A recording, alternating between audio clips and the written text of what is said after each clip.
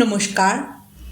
সকল গল্পপ্রেমী ও সাহিত্যপ্রেমী শ্রোতা বন্ধুদের আমার অনেক স্বাগত। আমার আজকের নিবেদন জ্ঞানদানন্দিনী দেবীর লেখা একটি ছোট গল্প, বিবাহের কথা। একবার আমাদের গুরু ঠাকুর এসেছিলেন। তাঁকে বাবামশাই জিজ্ঞেস করেছিলেন কীরকম কন্যাদানে বেশি পুণ্য হয়। তিনি বললেন, 7 বছর বয়সে বিয়ে দিলে অর্থাৎ গৌরীদানি। ঠিক সেই বয়সেই আমার বিয়ে হয়। কলকাতার ঠাকুরবাড়ি থেকে তখন যশোরে মেয়ে খুঁজতে পাঠাতো, কারণ যশোরের মেয়েরা নাকি সুন্দরী হতো। যেসব দাসীরা মনিবের পছন্দ ঠিক বুঝতে পারে তাদের খেলনা দিয়ে তারা মেয়ে দেখতে পাঠাতেন। আমাদের ওখানেও এইরকম দাসী গিয়েছিল। আমার শাশুড়ির মানে মহর্ষির স্ত্রীর রং খুব সাপ ছিল। তাঁর এক কাকা কলকাতায় শুনেছিলেন যে আমার শ্বশুরমশাইয়ের জন্য সুন্দরী মেয়ে খোঁজা হচ্ছে। তিনি দেশে এসে আমার শাশুড়িকে, তিনি তখন 6 বৎসরের মেয়ে, কলকাতায় নিয়ে গিয়ে বিয়ে দিয়ে দিলেন। তখন তার মা বাড়ি ছিলেন না, গঙ্গানাইতে গিয়েছিলেন। বাড়ি এসে মেয়েকে তার দেওর না বলে কয়ে নিয়ে গেছেন শুনে তিনি উঠোনের এক গাছতলায় গড়াগড়ি দিয়ে কাঁদতে লাগলেন। তারপর সেখানে পড়ে পড়ে কেঁদে কেঁদে অন্ধ হয়ে মারা গেলেন। আমার দিদি শাশুড়িও খুব সুন্দরী ছিলেন শুনেছি। তাঁকেও নাকি মনোবরী বলে এক পুরনো দাসী পছন্দ করে এনেছিল। আমাকে বোধহয় দাসী পছন্দ করে গিয়েছিল। যখন আমার বিয়ের দিন সব ঠিক হয়ে গেল, তখন তারা আমাকে আনতে সরকার, চাকর, দাসী ইত্যাদি পাঠালেন। বিয়ের পর বাসি বিয়েতে আমাকে মেয়ে পুরুষ মিলে ঘেরাটোপ দেওয়া পালকিতে নিতে এসেছিল।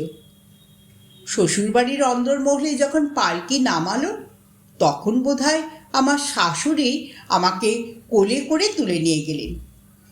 তার ভারী মোটা শরীর ছিল, কিন্তু আমি খুব রোগা ও ছোট ছিলাম বলে কোলে করতে পেরেছিলেন। আমাকে নিয়ে পুতুলের মতো এক কোণে বসিয়ে রাখলেন। মাথায় এক গলা ঘোমটা আর পায়ে গুজরি, পঞ্চম ইত্যাদি কত কি গয়না বিঁধছে। আমার পাশে একজন গুরু সম্পর্কিয়া বসে যৌতুকের টাকা কুড়োতে লাগলেন। আমি তো সমস্তক্ষণ কাঁদছিলাম।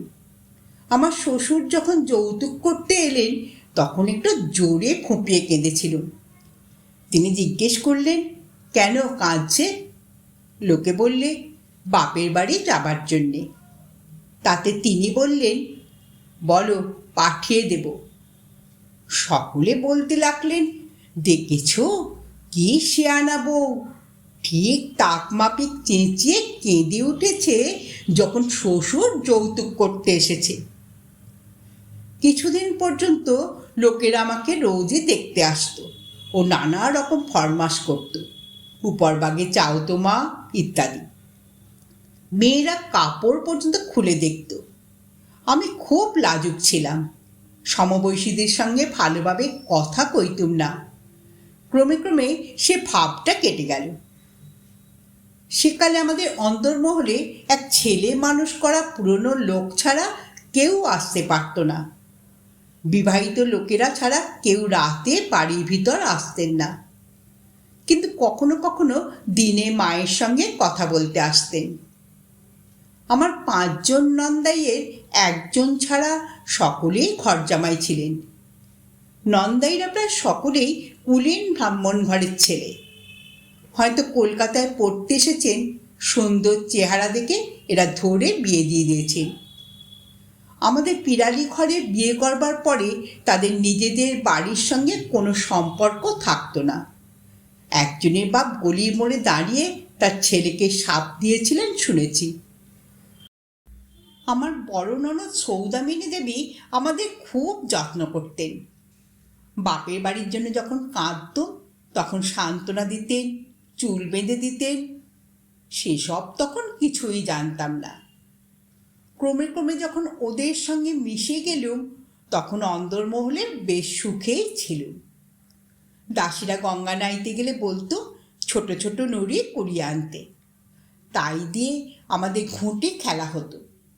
তাস খেলাও বোধহয় শিখেছিলুম, তাতেও খুব আনন্দ পেতুম। অনেক দিন বাদে বাদে বাবা মশাই মানে মহর্ষি দেবেন্দ্রনাথ ঠাকুর আসতেন। আগেই বলেছি তাকে ভয় করতুম, তাই বেশি কথা বলতুম না। আমরা বউয়েরা প্রায় সকলেই শ্যামবর্ণ ছিলুম। শাশুড়ি ননদ সকলেই গৌরবর্ণ ছিলেন। প্রথম বিয়ের পর শাশুড়ি আমাদের রূপটান ইত্যাদি মাখিয়ে রং সাফ করবার চেষ্টা করতেন। তিনি সামনে বসে থাকতেন তক্তপোষের উপর, আর দাসীরা আমাদের ওই সব মাখাতো। দিন কতক পরে যতদূর হবার হলে ছেড়ে দিতেন। আমরা মেয়েরা বউয়েরা সকলেই ঠিক তাঁর কথা মতো চলতুম। আমি বড্ড রোগা ছিলুম। একদিন কাদের বাড়ির বউরা বেড়াতে এসেছে সেজেগুজে। তাদের বেশ হৃষ্টপুষ্ট দেখে মা বললেন, এরা কেমন হৃষ্টপুষ্ট দেখো দেখি, আর তোরা সব যেন বৃষকাষ্ঠ। তারপর আমাকে কিছুদিন নিজে খাইয়ে দিতে লাগলেন। আমার এক মাথা ঘোমটার ভিতর দিয়ে তা সেই সুন্দর চাঁপার কলির মতো হাত দিয়ে ভাত খাওয়াতেন। আমার কেবল মনে হতো মা কতক্ষণে উঠে যাবেন, আর আমি দালানে গিয়ে বমি করব। বিয়ের 2-3 বছর পরে বাবা মশাই মাকে শুদ্ধ নিয়ে এসে কলকাতায় বাড়ি ভাড়া করে রইলেন। মা আমাকে তাঁর কাছে নিয়ে যাবার জন্য পালকি পাঠালেন, কিন্তু শাশুড়ি ঠাকুরুন বললেন ভাড়া বাড়িতে বউ পাঠাবেন না। আমি তার উপর তো কখনো কিছু বলিনি। এই কথা শুনে লুকিয়ে ছাতের এক কোণে বসে কাঁদতে লাগলো। দাসীদের ভয় করত, কেননা তারা মায়ের কাছে লাগিয়ে দিয়ে বকুনি খাওয়াতো। এমন সময় উনি মায়ের কাছে কি একটা কথা বলতে এলেন। বড় ঠাকুরজিকে দেখে জিজ্ঞেস করলেন, সে কোথায়? বড় ঠাকুরজি বললেন, তার মা তাকে আনতে পালকি পাঠিয়েছেন, কিন্তু ভাড়া বাড়িতে মা পাঠাবেন না বলেছেন, তাই সে ছাতে বসে কাঁদছে। উনি এই কথা শুনে তখনই বাবা মশাইয়ের কাছে চলে গেলেন। তিনি বাপের কাছে যত স্পষ্ট কথা বলতেন, এমন আর কোনো ছেলে সাহস করত না। বাবা মশাই যখন শুনলেন মা এই কারণে আমাকে যেতে দিচ্ছেন না, তখন নিজেই বাড়ির ভিতরে চলে এলেন। এসে মাকে বললেন, সত্যেন্দ্রর বউয়ের মা তাকে নিতে পালকি পাঠিয়েছেন, তুমি নাকি ভাড়া বাড়ি বলে তাকে যেতে দাওনি। ভাড়া বাড়ি কেন, মা গাছতলায় থাকলেও মায়ের কাছে যাবে, এখনই পাঠিয়ে দাও। এই কথা শুনে আমার খুব আহ্লাদ হলো। মায়ের কাছে গিয়ে শুধু তাকে মা বলে ডাকতে এত আনন্দ হচ্ছিল যে একটা আলাদা ঘরে গিয়ে মা মা বলতে লাগলো। সামনে বারবার বলতে লজ্জা করছিল। আমাদের অসুখ বিসুখ করলে দাসীরা গিয়ে মাকে খবর দিলে তিনি বলতেন, যা দপ্তরখানায় খবর দেখে যা। সেখানকার কর্তা ছিলেন আমার মামা শ্বশুর। তিনি ডাক্তারকে খবর পাঠাতেন। তখনকার ভালো ডাক্তারদের মধ্যে একজন ইংরেজ ও একজন বাঙালি ডাক্তার আমাদের পরিবারে বাঁধা ছিলেন। একবার মনে আছে, একটা অসুখ হয়ে কোণে পড়ে আছি। ডাক্তার এসে আমাকে ওষুধপত্রের ব্যবস্থা করে দিলেন। মামা নিয়মিত খাইয়ে গেলেন। তারপর পড়েই আছি, আর কোনো খোঁজ খবর নেই। আমার বড় ননদ তখন আতুরে, তা বাঁচিয়ে যতদূর সম্ভব আঁতুর ঘরের কাছে গিয়েই বসল। তখন ভয়ানক খিদে পেয়েছে, মাথা ঝিমঝিম করছে। বড় ঠাকুরজির খাবার জন্য একজন ঘিয়ে ভাজা চিঁড়ে দিয়ে গেল, তাতে বুঝি নাড়ি শুকোয়। তিনি তখন আমাকে জিজ্ঞেস করলেন, খাবে? আমি ঘাড় নেড়ে সম্মতি জানালাম। তখন এত শরীর অবসন্ন বোধ হচ্ছিল যে লজ্জা করবার অবস্থা ছিল না। সেই চিঁড়ে খেয়ে যেন ধরে প্রাণ এলো। আমার শাশুড়ির একটু স্থূল শরীর ছিল, তাই বেশি নড়াচড়া করতে পারতেন না। সংসারের ফাঁড়াদের কাজ বোধহয় দপ্তরখানা থেকেই করা হতো। দৈনিক বাজারে আমাদের কিছু করতে হতো না। কেবল পৌষ পার্বণে রাশিকৃত পিঠে গড়তে হতো বলে লোক কম পড়লে মেয়েদের বউদের ডাক পড়ত। ঝাল কাসুন্দে বড় বড় তোলো হাঁড়িতে করা হতো। কাঠি দিয়ে জল মাপা হতো। তার আবার অনেক বিচার, একটুকুতেই অসুচি হতো। ক্রিয়াকর্মে আনন্দানন্দ করবারও ধুম পড়ে যেত। আমার মনে পড়ে বাবা মশাই যখন বাড়ি থাকতেন আমার শাশুড়িকে একটু রাত করে ডেকে পাঠাতেন, ছেলেরা সব শুতে গেলে। আমার মা একখানি ধোয়া সুতির শাড়ি পরতেন, তারপর একটু আতর মাখতেন। এই ছিল তার রাত্রের সাজ। একবার জমিদারির আয় কমে গিয়েছিল, তখন আমার শ্বশুর বলে পাঠালেন, বউদের রাঁধতে শেখাও। রান্নাঘরের রান্না বড় সুবিধের হতো না।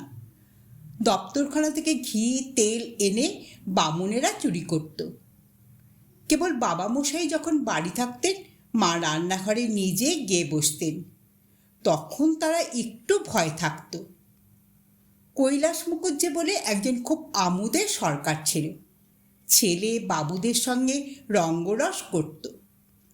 সে বামুনদের চুরি ধরবার মতলবে এক একদিন রান্নাঘরে খেত। তারা ফন্দি করে কাঁচা কাঠ উনুনে দিয়ে খুব ধোঁয়া বার করলে, যাতে মুখুজ্জে দেখতে না পায়। কিন্তু চোরাই মাল রাখবে কোথায়? তাই একজন বামুন নিজের পেটে চালাবার উপক্রম যেই করেছে, অমনি কৈলাস চোখ মুখ পুঁছে তাকে ক্যাক করে চেপে ধরেছে। আমরা রান্নাঘরে রান্না অল্পই খেতুম, তবে 2-1 টাকা করে মাসও হারা পেতুম। তাই দিয়ে কখনো কখনো শখ করে কিছু খাবার আনিয়ে আমোদ করে খেতুম। একাদশীর দিন দাসীরা পয়সা চাইত, 2-1 পয়সা পেলেই খুশি হয়ে যেত। তাদের দিয়ে কখনো কাঁচা আম কি জারক লেবু আনাতুম। মুখ ধুয়ে কাপড় ছেড়ে লেবু খেতে খেতে ছাতে পায়চারি করতুম। ছেলে বাবুদের মাসোহারা বেশি ছিল। মা বোধহয় কৃপণতা করে বাজারের টাকা থেকে কিছু বাঁচাতেন, কারণ কর্তামশাই প্রায় পাহাড়ে ভগবানের ধ্যান করে বেড়াতেন বলে কবে বাড়ি আসবেন তাই গুণে বলে দেবার জন্যে দৈবজ্ঞদের পয়সা দিতেন। এক আচার্যানী ও তার ছেলে আসত, তাঁরা তার কল্যাণের জন্য স্বস্তি সস্তার করতে বলতো। সেজন্য মা মুক্ত হস্তে ব্যয় করতেন। মা তার জন্য শুয়ে শুয়ে কেবল ভাবতেন, তাই সংসারের কাজে বড় একটা মন দিতে পারতেন না। এতে অযথা অনেক ব্যয় হতো বলে ছেলেরা দারোয়ানকে বলে আচার্যানীর আসা যাওয়া বন্ধ করে দিয়েছিল। কিন্তু মা সে কথা টের পেয়ে কান্নাকাটি বকাবকি করাতে সে আবার এলো। এই সময় মায়ের খুড়ি কাকার দ্বিতীয় পক্ষের বিধবা স্ত্রী মায়ের কাছে থাকতে এলেন। তিনি এসে মায়ের ও আমাদের খাওয়া দাওয়া দেখাশুনো আর অসুখের সেবা শুশ্রূষা করতে লাগলেন। তিনি এসে সব দিকে সকলের সুবিধা হলো। তাকে আমরা দিদিমা বলতুম। তার ছেলেপিলে ছিল না, তাই ক্রমেই আমাদের ওখানেই রয়ে গেলেন। তিনি প্রায় মায়েরই সমবয়সী ছিলেন ও তার বেশ সঙ্গিনী হলেন। আমরা তখন শুধু একখানা শাড়ি পরতুম, তার উপরে শীতকালে সন্ধ্যাবেলা হয়তো একটা দোলাই গায়ে দিতুম। বিয়ের আগে ছেলেরা বাইরেই থাকতো, বিয়ে হলে সকলেরই একখানা আলাদা ঘর হতো, সেইখানে রাত্রে শুতে আসতো। ওর এক বন্ধু ছিলেন মনমোহন ঘোষ। ওর ইচ্ছে যে তিনি আমাকে দেখেন, কিন্তু আমার তো বাইরে যাবার জো নেই। অন্য পুরুষেরও বাড়ির ভিতরে আসবার নিয়ম নেই। তাই ওরা দুজনে পরামর্শ করে একদিন বেশি রাত্রে সমান তালে পা ফেলে বাড়ির ভিতরে এলেন। তারপরে উনি মনমোহনকে মশারির মধ্যে ঢুকিয়ে দিয়ে নিজে শুয়ে পড়লেন। আমরা দুজনেই মশারির মধ্যে জড়সড় হয়ে বসে রইলুম। আমি ঘোমটা দিয়ে বিছানার এক পাশে, আর তিনি ভম্বল দাসের মতো আর এক পাশে। লজ্জায় কারোর মুখে কথা নেই। আবার কিছুক্ষণ পরে তেমনই সমানতালে পা ফেলে উনি তাকে বাইরে বার করে দিয়ে এলেন। মনমোহনের সঙ্গে ওর খুব ভাব ছিল। তিনি ওকে প্রথমে পরামর্শ দিলেন যে ভিক্টোরিয়া তো আমাদের দেশের লোককে সিভিল সার্ভিসে ঢোকবার অনুমতি দিয়ে গেছেন, কিন্তু কেউ এ পর্যন্ত পরীক্ষা দিতে চায়নি। চলো না দেখি আমাদের সিভিল সার্ভিসে নেয় কিনা। তিনি ক্রমাগত এইভাবে লইয়ে লইয়ে ওর বিলেত যাবার মত করালেন। বাবা মশাইয়ের ইচ্ছে ছিল যে সব ছেলেরাই বড় হয়ে জমিদারি দেখে, কিন্তু উনি অনেক বলা কওয়ায় বিলেত যাবার অনুমতি দিলেন। আমি প্রথম প্রথম লজ্জায় ওর সঙ্গে কথা বলতুম না। লজ্জা আমার অসাধারণ রকমের ছিল। তখন উনি একবার বলেছিলেন যে তুমি যদি কথা বলো তো যা চাও তাই দেব। তাতে আমি একটা ঘড়ি চেয়েছিলুম, উনিও দিয়েছিলেন। ওর বিলেত যাবার সময় অবশ্য সে অবস্থা কাটিয়ে উঠেছিল। আমার নাম জ্ঞানদা বলে উনি আমাকে জ্ঞানী বলে ডাকতেন।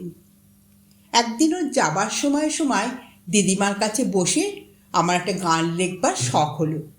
এই পর্যন্ত লেখা হয়েছিল: কেমনে বিদায় দেব থাকিতে জীবন, তুমি তো যাবে আনন্দে সঙ্গীকণ লয়ে সঙ্গে।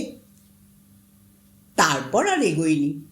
সেই কাগজটা আমি ঘরে ফেলে রেখে এসিলুম। দিদিমা আবার ওকে সেটা দেখালেন। তারপর উনি এই গানটা রচনা করে ফেললেন: কেমনে বিদায় দিব থাকিতে জীবন, কোন প্রাণে যাব চলি বিজন গহন, কেমনে ছাড়িব তারে সদা প্রাণ চাহে যারে, কেমনে সহিব বল বিচ্ছেদ দহন, শরীর যদিও যাবে মন সদা হেতা রবে, যার ধন তারই কাছে রবে অনুক্ষণ, দিবস ফুরায় যত ছায়া যায় দূরে তত, কভু না ছাড়ায় তবু পাদপ বন্ধন। তার গান লেখার খুব অভ্যাস ছিল। ব্রহ্মসঙ্গীত অনেক রচনা করেছিলেন। ব্রাহ্মধর্ম প্রচারের দিকে ওর খুব ঝোঁক ছিল এবং বোধহয় সেইটি জীবনে ব্রত করবার ইচ্ছে করেছিলেন। মনে আছে একবার বলেছিলেন, আমি যখন প্রচার করতে বেরোব তখন তো রাত জাগতে হবে, বৃষ্টিতে ভিজতে হবে। অবশ্য বিলেত যাওয়াতে সে স্বাদ পূর্ণ হলো না, কিন্তু সেখানে থেকেও ব্রহ্মসঙ্গীত রচনা করে পাঠাতেন।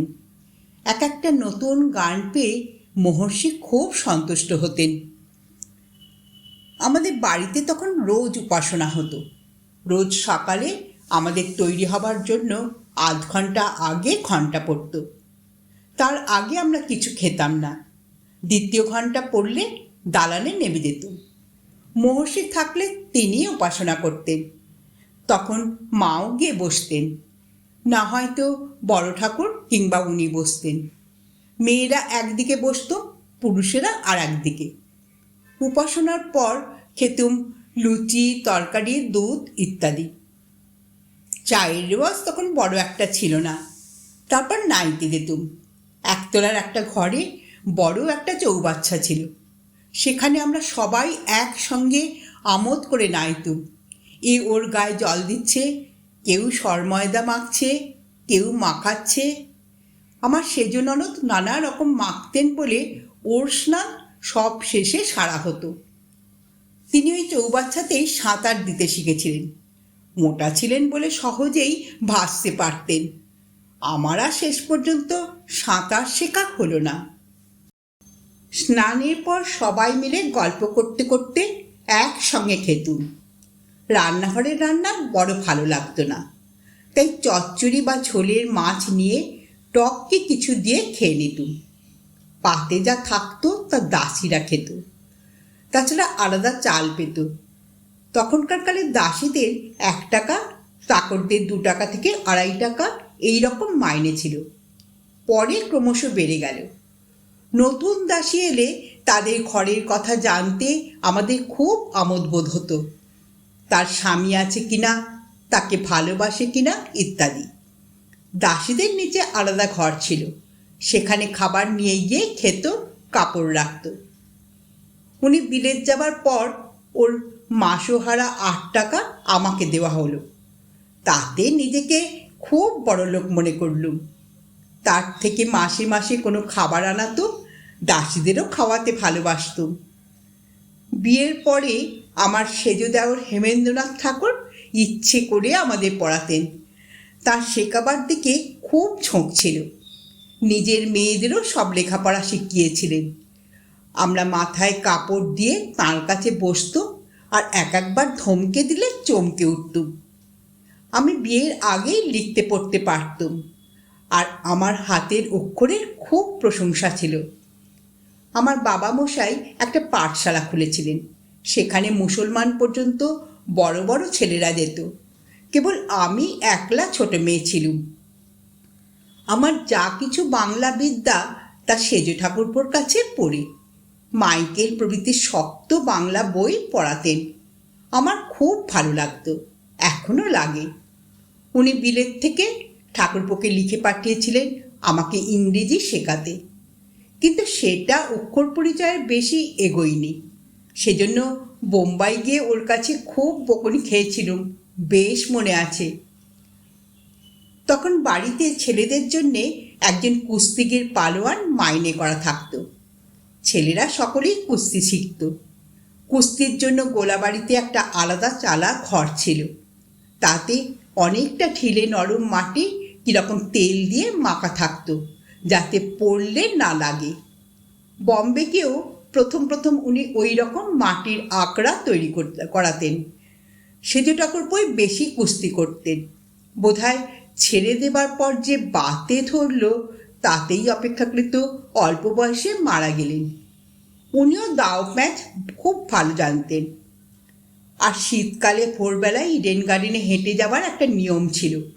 সেখানে দরজা বন্ধ থাকতো ও কেউ গেলে শান্তি বলতো, হুকুম সর্দার, অর্থাৎ হু কামস দেয়ার। উনি বিলেত যাবার সময় আমাকে দিদিমার হাতে সঁপে দিয়ে গেলেন। আমার মনে আছে, একদিন রাত্রে বেশ জ্যোৎস্না হয়েছে। আমরা বারান্দায় দাঁড়িয়ে আছি, মাঝখানে দিদিমা, এক পাশে উনি আর এক পাশে আমি। আমি লজ্জায় কিছু বলছি নে, কিন্তু চোখে একটু একটু জল আসছে। উনি দিদিমার হাতে আমাকে সঁপে দিয়ে বললেন, একে তোমার মেয়ের মতো দেখো। ওর কথা দিদিমা যথার্থই রেখেছিলেন। আমাকে তিনি খুবই যত্ন করতেন। যখন পূর্ণিমার দিন খুব জ্যোৎস্না হতো, আমি কিছুতেই ঘরে থাকতে পারতুম না, ছাদে ঘুরে ঘুরে বেড়াতুম। শীতকাল হলে দিদিমাকে আমি একটা কম্বল মুড়ি দিয়ে দিতুম। বেচারা বুড়ো মানুষ বসে থাকতেন। এই জ্যোৎস্না ভালোবাসবার কথা ওর বম্বে চিঠিতেও পরে উল্লেখ করেছেন। বিলেত থেকে উনি আমাকে নিয়মিত চিঠি লিখতেন। আমি লিখতুম কিনা মনে নেই। ফিরে এসে বম্বে থেকে যখন কলকাতায় আসতুম, তখন আমাদের নিয়মিত চিঠি লেখালেখি চলত। ওর সে সময়কার খানকতক চিঠি এখনও আমার কাছে আছে। আমার মেয়ে সেগুলো নকল করে দিয়েছে, নইলে পুরনো কাগজ সব খসে খসে পড়ছিল। জ্ঞানদানন্দিনী দেবীর লেখা বিবাহের কথা এখানেই সমাপ্ত হলো। যদি শ্রোতা বন্ধুদের আমার গল্প পাঠ ভালো লেগে থাকে, তাহলে অবশ্যই একটা লাইক দেবেন এবং পাশের মানুষের সঙ্গে গল্পটি শেয়ার করবেন। যারা প্রথমবার আমার চ্যানেলে গল্পটি শুনছেন, তারা কাইন্ডলি একটু সাবস্ক্রাইব করে দেবেন। আপনারা সকলে খুব ভালো থাকবেন। নমস্কার।